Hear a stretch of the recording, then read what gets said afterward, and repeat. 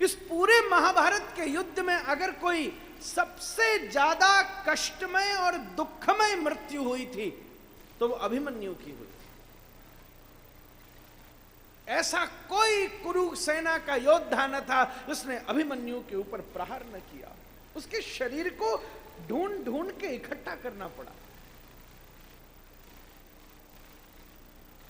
जब अंत्येष्टि का समय था, सरकार सब रो रहे थे और उस स्थिति में भी श्री कृष्ण के मुख पर एक बहुत गंभीर, एक शांत स्वभाव है ना प्रसन्नता का, ऐसी ही शक्ल थी।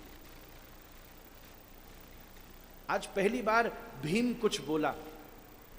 सब ठीक है, आप श्रेष्ठतम है, मैं जानता हूं आप कौन है, फिर भी इतनी निर्दयता शोभा नहीं देती आपको। मेरे घर का चिराग इतनी निरीहता से इस महाभारत के युद्ध में मार दिया गया और उसके बाद भी आप यहां मुस्कुराकर खड़े हो। श्री कृष्ण ने हाथ जोड़कर कहा, आयु में बड़े थे, बुआ के ही तो बच्चा है, तो कहा भैया भीम आपकी बात उचित है, पर थोड़ी सी दृष्टि मात्र का अंतर है। क्या अंतर है?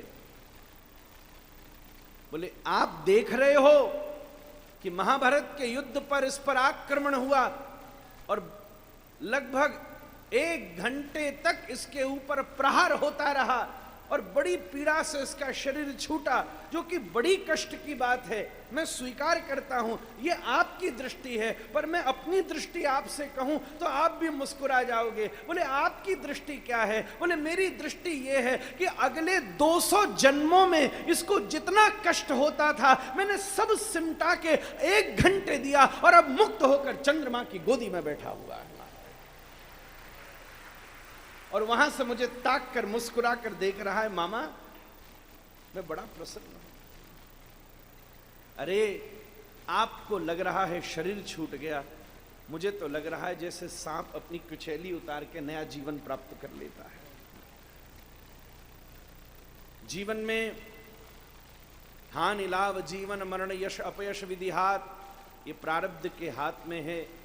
निश्चित रूप से किसी को भी अच्छा नहीं लगता कि कोई ऐसी अनुभूति हो, पर आप सब भी मेरी विनती है, मुझसे ये कहने को कहा नहीं गया, मैं राधा रमन जी की सौगंध खा के कहता हूं, पर मैं इस स्थान का अपने आप को